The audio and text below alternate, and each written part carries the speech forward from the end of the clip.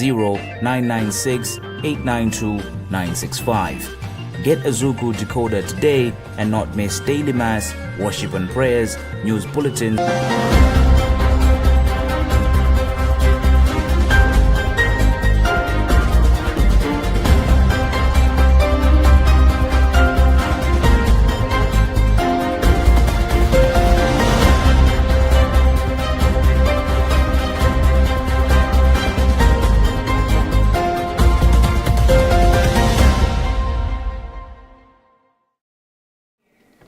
Glad you could join us for 7:30 News Bulletin. My name is Fales Chizombe. The top stories.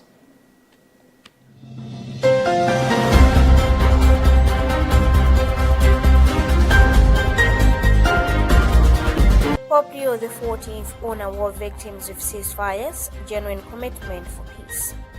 High Court in Lilongwe overturns makes decision on Dandile and Siliza constituency. Minister of Agriculture says EFICI to roll out in Mchinji next week, warns farmers of unpaid mega farm loans. And in other news, Cameroon presidential run-up gives authorities 48-hour ultimatum to release post-election detainees.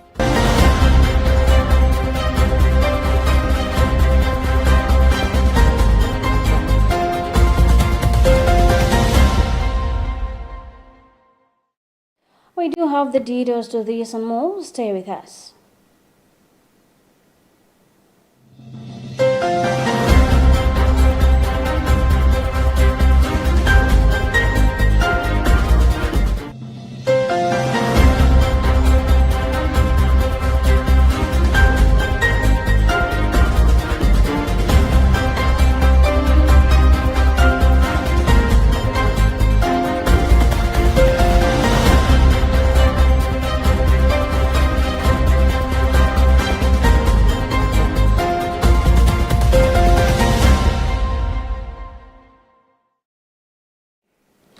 At the conclusion of the Sunday Angelus, Pope Leo XIV turned his thoughts to those tirelessly work for peace in the midst of ongoing conflict, while also expressing his closeness to the people of the Philippines who are facing the devastating impact of Typhoon Fanwong.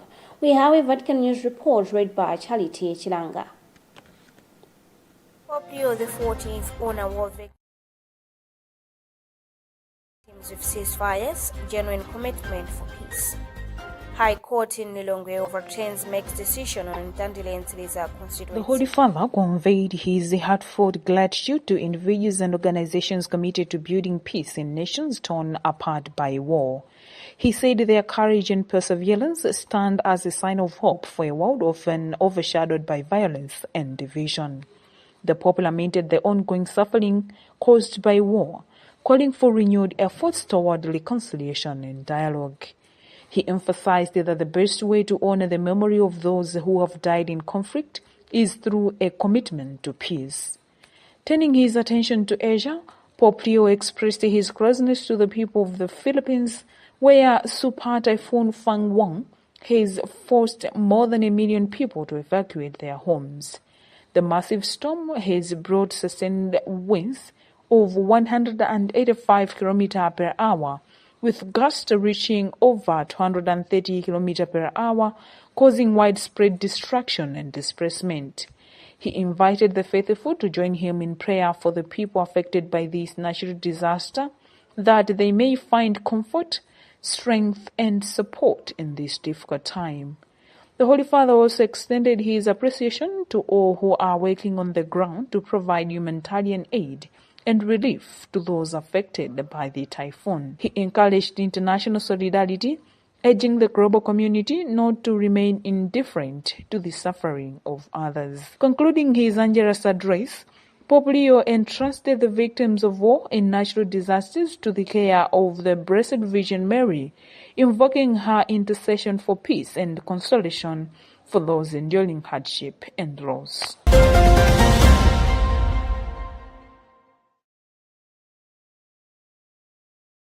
Students of Maria Goretti Girls Catholic Secondary School in the Archdiocese of Lilongwe have been urged to use their time wisely and make good use of the gift of life while pursuing their education.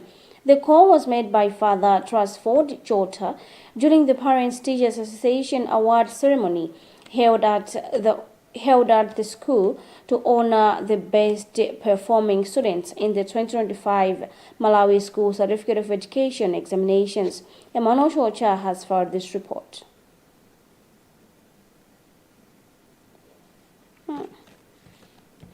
Emmanuel Chocha.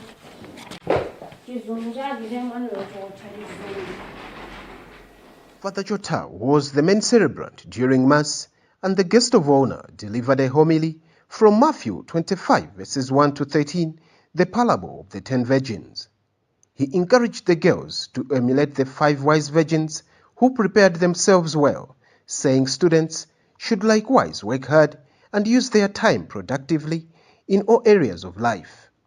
He emphasized that education is key to success and urged the girls to avoid distraction that could negatively affect their studies. Father Jota added that working hard and passing examination is one way of showing gratitude to God and appreciation to their parents.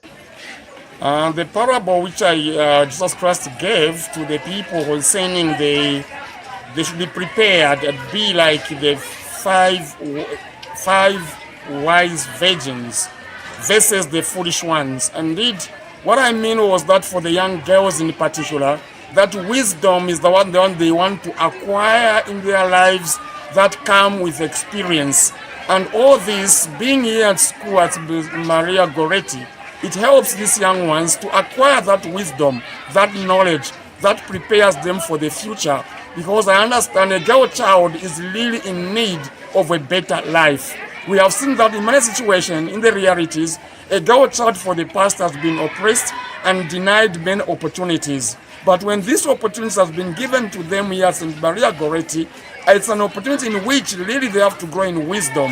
For we know that once you educate a child girl, we understand in Africa, actually you educate a family. The ceremony, described as a colorful and joyful, brought together parents, teachers, alumni, and the current students, all celebrating the school's outstanding academic performance. One of the top performing students, Jen Pili, who scored 16 points, commended the teachers for their dedication and encouraged fellow girls at the school and across the country to make good use of their time, echoing Father Jota's message. Today I'm very happy that I've been awarded as Best Student of 2025. What I can say to my fellow girls and my fellow students who are going to write exams next year is that they should work hard and put God first. During the event, 42 students who scored between 12 and 20 points received suitcases, while 10 outstanding students were awarded laptop bags. Teachers and supporting staff were also recognized with cash rewards for their commitment and hard work. For Luntha News, this is Emmanuel Chocha. The High Court in Lilongwe has declared null and void the decision by the Malawi Electoral Commission to nullify the Lilongwe City Mtandile and Taliza constituency parliamentary election. In the ruling on Monday, Judge Simeon Mdedza has since ordered MEC to determine the results based on available materials. Lawyer representing Alfred Gangada's main contender, George Zulu, of the Malawi Congress Party, Pempoli Kongwe, is in disagreement with the court decision but says will discuss with his client. On the way forward, while Gangada's lawyer, Zalitsiane Chibembele, says this means Gangata, who moved to the court as a petitioner, has succeeded. Tandon Zmara reading this report. Following the decision of the Malawi Electoral Commission MEC to nullify Mtandile Tsidiza constituency elections, one of the contestants, Alfred Gangata, who was leading according to the constituency tally center results, petitioned the court in contest to MEC's decision that was premised on the alleged irregularities as complained by MCP's George Zulu. In his ruling, delivered in Lilongwe on Monday, High Court Judge Simeon Mdedza has ruled in favor of Gangata by declaring MEC's decision to nullify the results null and void, effectiveness ordering the Commission to announce results of the election in the constituency using the available result materials. After the ruling, lawyer for Gangata, Zwelithini Shibembele, said Gangata has triumphed and the commission has to comply with the court's order. Speaking to journalists, Gangata thanked God. Just thank God. I can't say much. Well, the decision of the court has said that the petition has succeeded and that the Electoral Commission should proceed to determine the winner using the material that it has at the moment. So essentially the decision of the Electoral Commission to nullify the election has been set aside. On his part, Zulu's lawyer Bempoli Kongwe says he would discuss with Zulu on the way forward, but was quick to indicate that he was in a disagreement with the ruling. I am going to discuss with my client and then we will see the way forward. Among others, the court found MEC to have failed in discharging its duty for, among others, failing to verify the alleged 100 void votes. The commission has also been faulted for opening the envelopes of the votes without Gangata's monitors, and in terms of proceedings, MEC has been faulted for failing to bring to the court the key witness, which was the district returning officer.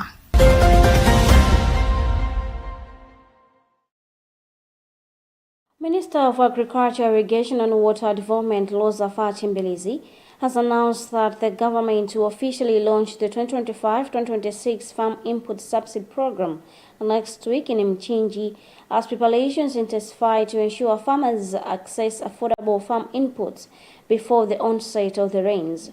Speaking in Parliament on Monday afternoon, Mbilizi said the program will be inaugurated on Wednesday, 12 November 2025, at the headquarters of Senior Chief Mawele in Mchinji. According to the minister, the plan is to prioritize districts that receive early rains such as Mchinji, Lilongwe and other southern and central areas so that farmers can begin land preparation and planting without delays. Tandem Zmara was at Parliament and reports.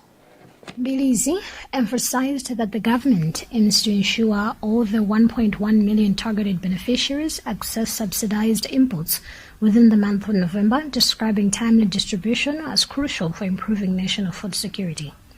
She added that hard-to-reach areas will be served first to ensure that farmers there buy fertilizer before the rainy season fully sets in. Bilizi assured Parliament that sufficient fertilizer stocks have already arrived in the country, positioning government to implement the program without major logistical challenges. She also dismissed fears of network challenges in the system used to process beneficiaries. We are telling the nation that the peace program will be launched on the 12th of this month, and that is on Wednesday in Mchinji, and it will roll out to other areas, especially those where rains start early and the most stricken in terms of farming deficiencies.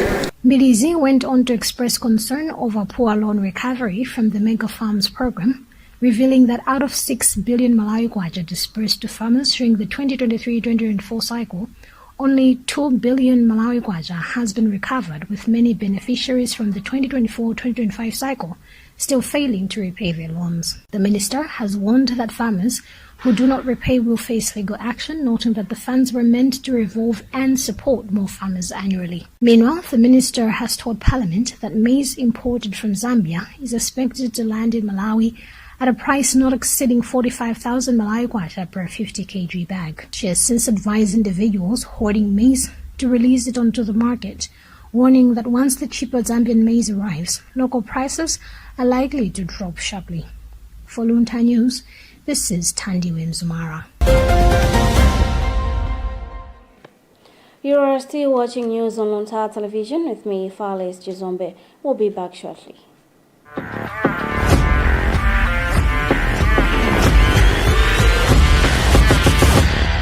It's the 2025 Press Experience Malawi Gospel Extravaganza, probably the biggest gospel concert of the year, live at the BICC Lilongwe, 6 December 2025, featuring 28 of Malawi's A-list gospel artists, including Miracle Chinga, Kamuzu Barracks Gospel Singers, Lloyd Perry, Great Angels Choir, Marvelous Deeds, Ande Seko, Maggie Mangani, Norman Perry, Alex Nkalo, Debbie A, 10, Confidence Voices, Bishop Chimwemwe Mhango, Ruth Misi, Musa Bwemba, Chris Kantunze, Carlo Kadzua, Sam Maliza, Reverend Dayton Bewe, Betha Nkoma, Rudo Chakwera, Peter Mlangeni, Martha Mituka, and many more. Charges: standard ticket 20,000 kwacha advance and 30,000 at the door. VIP 50,000 kwacha. VVIP 100,000 kwacha. Tickets available at Lloyd Perry Shop, Toto Walkers, Patanki, Kabale Filling Station, Area 18 Filling Station, Area 18 Sanamu, Best Oil, CBM Superstorm Sungwi, Area 49 Panda, Nomonde Design Shop at BICC, Toto Filling Station City Center, BICC Reception, Maula Puma Filling Station, Puma Crossroads Filling Station, Kaunda Puma, Likuni Filling Station, Pamalewezi, Toto Bunda Filling Station, and Biwi Filling Station. Doors open at exactly 10 a.m. All artists will perform live, backed by the Praise Experience Band, and the entire show will be filmed for the Praise Experience Malawi Volume 2 album. So look sharp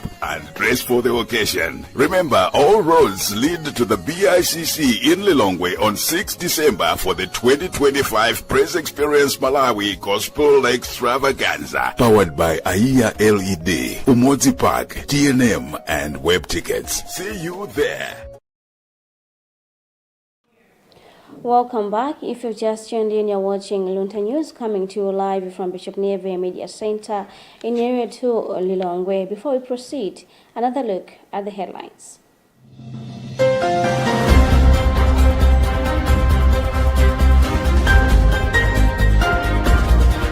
Pope Leo XIV honor war victims with ceasefires, genuine commitment for peace. High Court in Lilongwe overturns Mek's decision on Dandile and Siliza constituency. Minister of Agriculture says a FISIP to roll out in Mchinji next week, warns farmers of unpaid mega farm loans. And in other news, Cameroon presidential run-up gives authorities 48-hour ultimatum to release post-election detainees.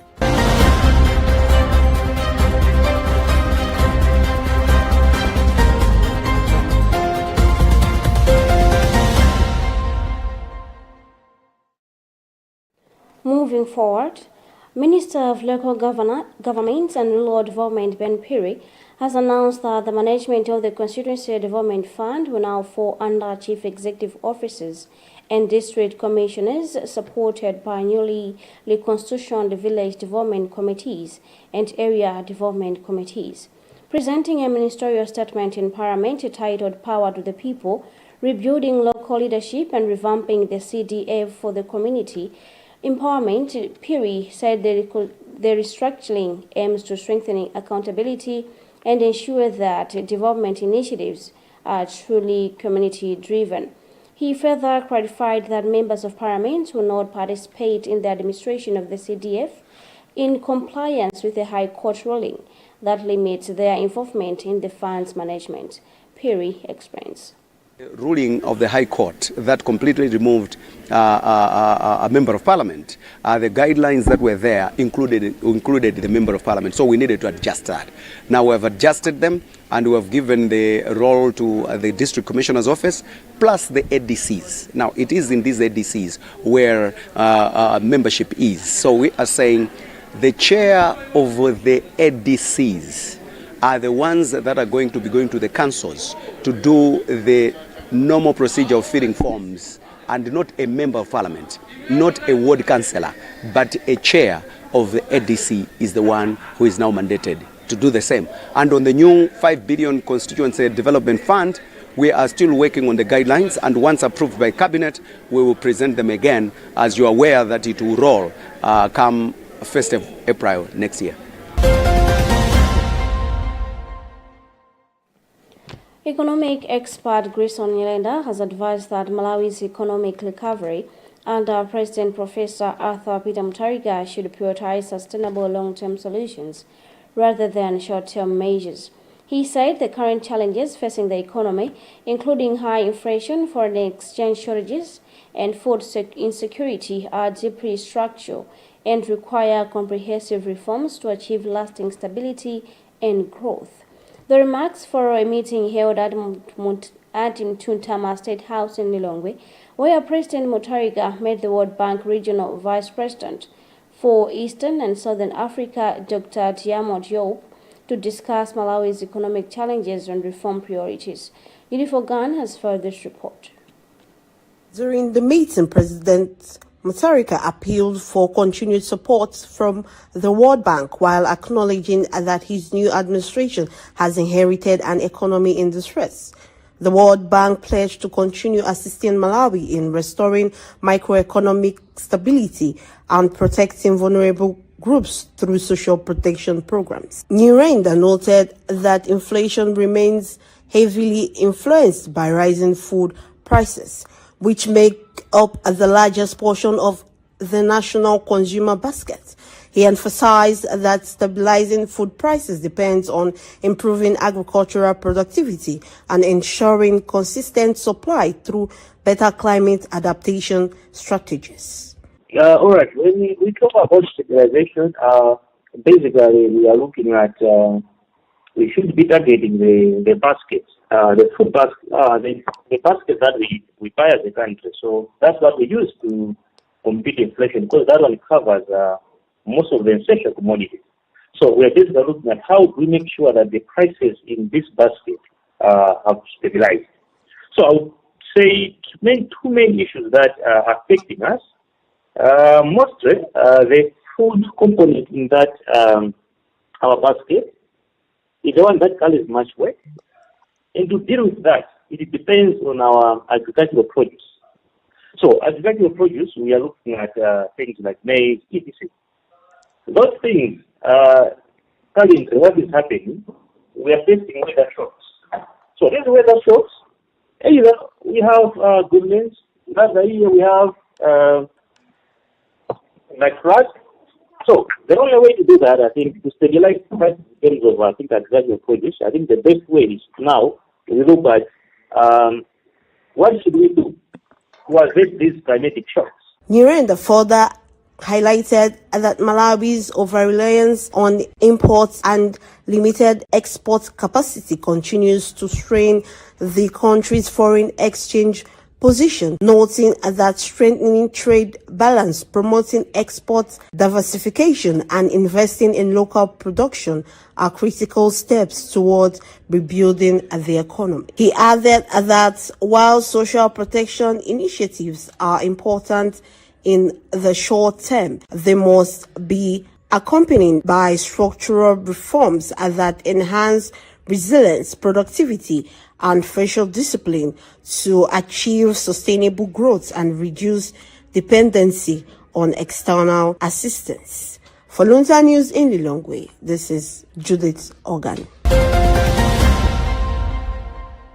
Now in sports, FDH Bank Managing Director Noel Onkoleji has reaffirmed the bank's unwavering commitment to the growth and development of football in Malawi.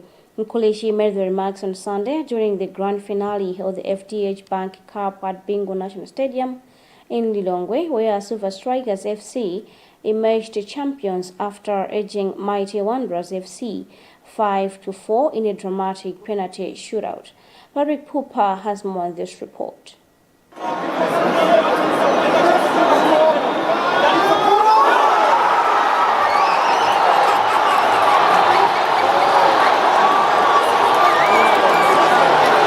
The highly anticipated match drew a massive crowd of passionate football fans from across the country, filling the stadium to capacity as they witnessed the two football giants battle for glory.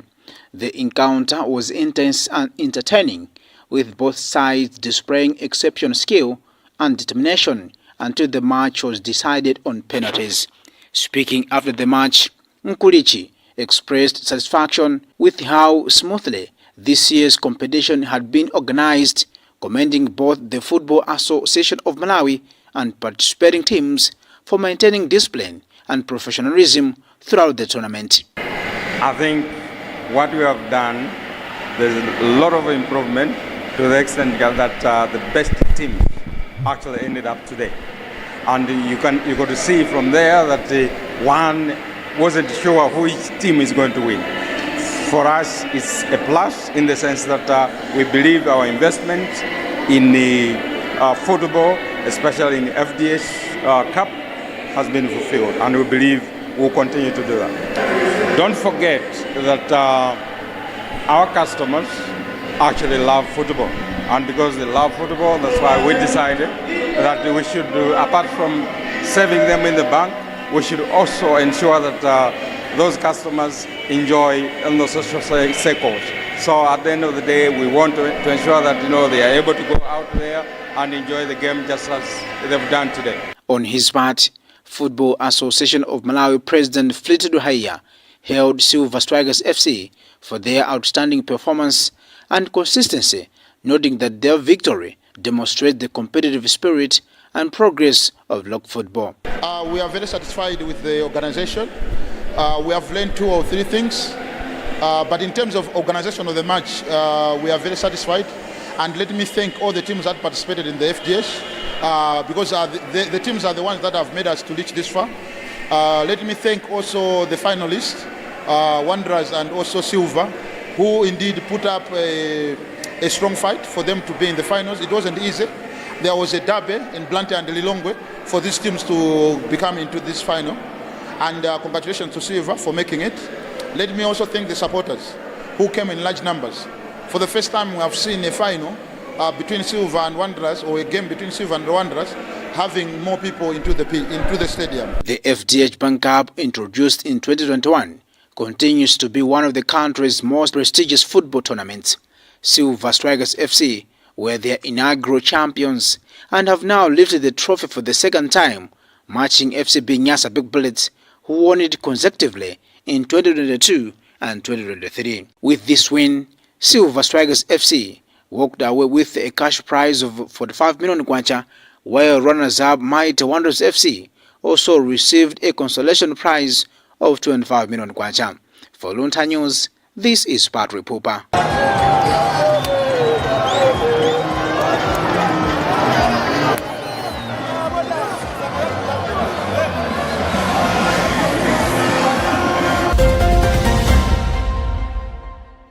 And in international news, Cameroon's opposition continues to contest the results of the latest presidential election. Presidential runner-up Isan Chiloma Bakari gave authorities a 48-hour ultimatum to release all prisoners arrested in the protests that followed the re-election of Paul Biya. We have an African News report read by Charity Chiranga. In a video posted on social media on Sunday, Chiroma accused the government of state gangsterism and state terrorism. He also asked authorities to stop practices that he said include ethnic purges.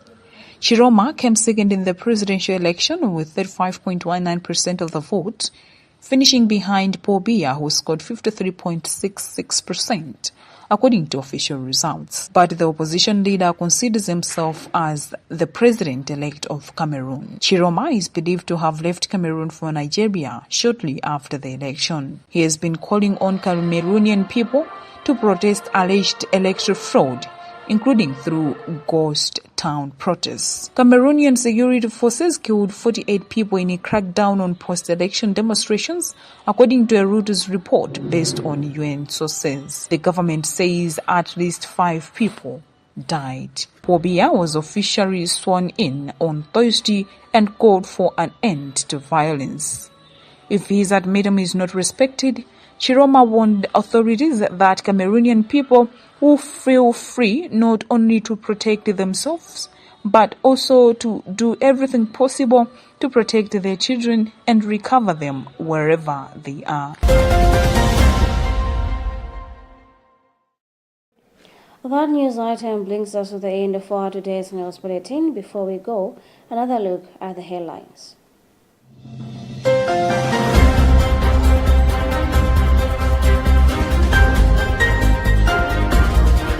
Pope Leo XIV honor war victims with ceasefires, genuine commitment for peace.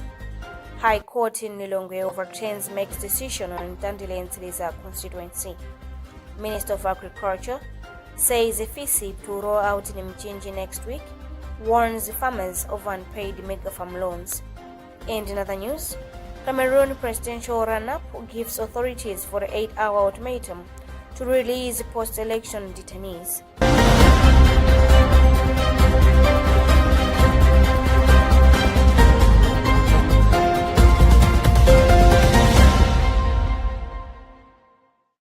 On behalf of the entire newsroom and the final control center personnel, Calista, I've been Fales Chizombe. Thank you so much for watching, and don't forget to tune in for the list of our programs here on Luntha Television. Goodbye.